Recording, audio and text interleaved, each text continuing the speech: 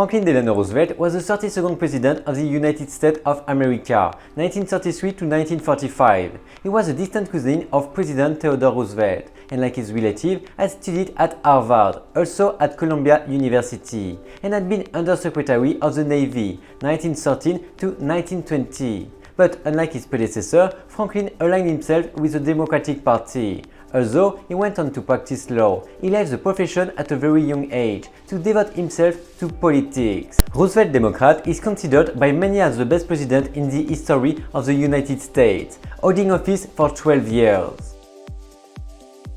Franklin Delano Roosevelt was born on January 30, 1882, and was the only son of the wealthy marriage of James and Sarah Delano Roosevelt. His father, James Roosevelt, 1828 to 1900, was a wealthy landowner and vice-president of the Delaware and Hudson Railroad. Roosevelt's family had lived in New York for over 200 years. Claes van Roosevelt, originally from Haarlem in the Netherlands, came to New York, then called New Amsterdam around 1650. He came from an old family that gained importance in American politics since the 18th century. In fact, in 1788, Isaac Roosevelt was a member of the New York State Convention, which was held in the Poughkeepsie and where the vote was taken to ratify the Constitution of the United States, a matter that filled his descendant Franklin with pride. His mother Sarah Delano belonged to the Lemans, another family of great tradition in the US. Since James was an absent and very old father, he was 54 years old when Franklin was born. Sarah was a dominant influence in Franklin's early years. In 1921, Roosevelt was diagnosed with polio, which paralyzed each of his limbs, eventually regaining the use of his arms, although his legs never fully recovered. While his mother tried to persuade him to give up his career, luckily his wife, Eleanor, urged him not to give up his political dreams. The stock market crisis of 1929 and the deep economic depression it provoked gave him the definitive backing to defeat Herbert Hoover in the 1932 presidential elections, the first one by the Democrats since the times of Woodrow Wilson, breaking with the principle imposed by Washington that presidents gave up being re-elected for more than 2 terms. In 1932, the issue of greatest importance to Americans was the Great Depression, which gave the Democrats an advantage in being able to secure Franklin D. Roosevelt's position in the White House. Roosevelt's campaign presented Americans with a New Deal, which became his famous government reform, promising that government policies would help Americans out of the economic depression. 4 years later, Roosevelt upheld his New Deal as the best option for American citizens. With the advent of the Great Depression, the election of 1932 would inevitably represent a dramatic shift in political power. Although Republicans had dominated the presidency for decades, it was clear that citizens were desperate for change. In 1932, his opponent, then President Herbert Hoover, blamed external causes for the economic depression. Hoover was so unpopular that Roosevelt's campaign strategy was simply to avoid doing anything that would distract voters from that unpopularity. By running for a third term in 1940, Roosevelt broke with the tradition established by George Washington. The rise of the Nazis in Germany cemented his determination to win back the presidency, despite the criticism he faced for this break with tradition. Roosevelt declared, "You can change horses in the middle of a race." Roosevelt successfully ran again in the elections of 1936, 1940 and 1944. He himself proposed shortly before his death the constitutional amendment prohibiting a third presidential re-election, in force since 1951, making him the only American president to govern for 4 consecutive terms, 1933 to 1945, although death prevented him from completing the last one. His presidencies were marked by 2 moments of great historical importance: the economic recovery from the Great Depression experienced by the US in the early 1930s, and the US military's participation in World War II. Faced with the challenge of the Great Depression, Roosevelt promoted a political program known as the New Deal, advised by an environment of progressive intellectuals and technicians. This program intuitively applied the economic policy prescriptions theorized by John M. Keynes around the same time. He promoted state intervention to pull the economy out of stagnation and to alleviate the social effects of the crisis, even at the cost of increasing the public deficit and breaking the taboo of market freedom.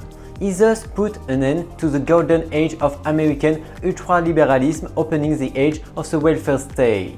Among his initial measures, 1933 were land reform, the Industrial Reconstruction Act, and the creation of the Tennessee Valley Authority, which involved an ambitious public works program, giving the state a planning role for the first time.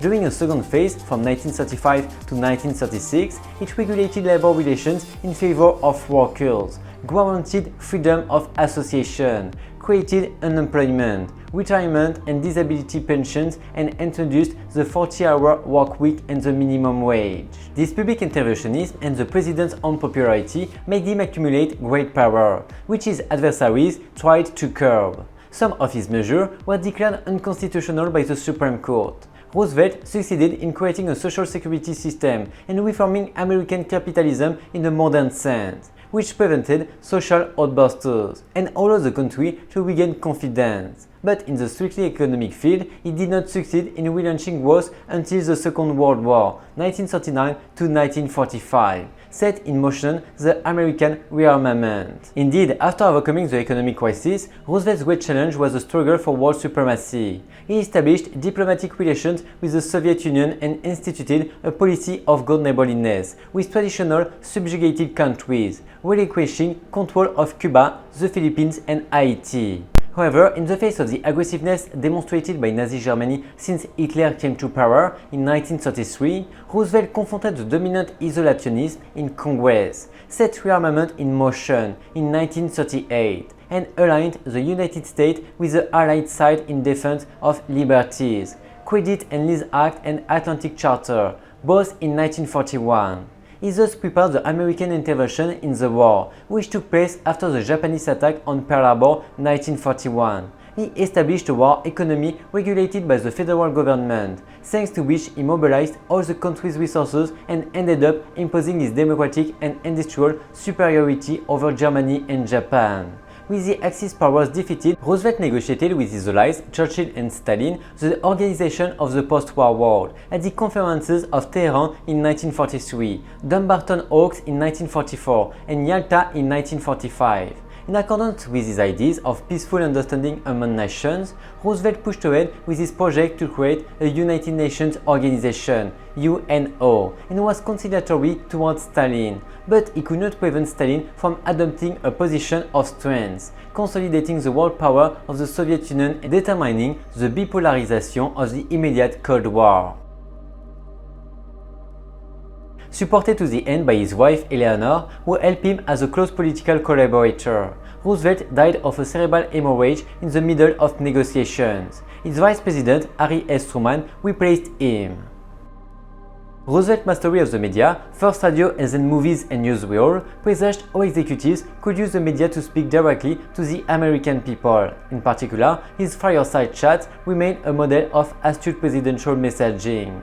Roosevelt's New Deal was held together by the force of his charismatic personality, his force of will, and his control of government. This practical approach dominated politics for much of the post-war era. American liberalism, as a defining ideology of American society, became codified under Roosevelt as governmental practice. There has been little divergence from the pattern he set in terms of state intervention in the private sector, including business regulation and social welfare legislation.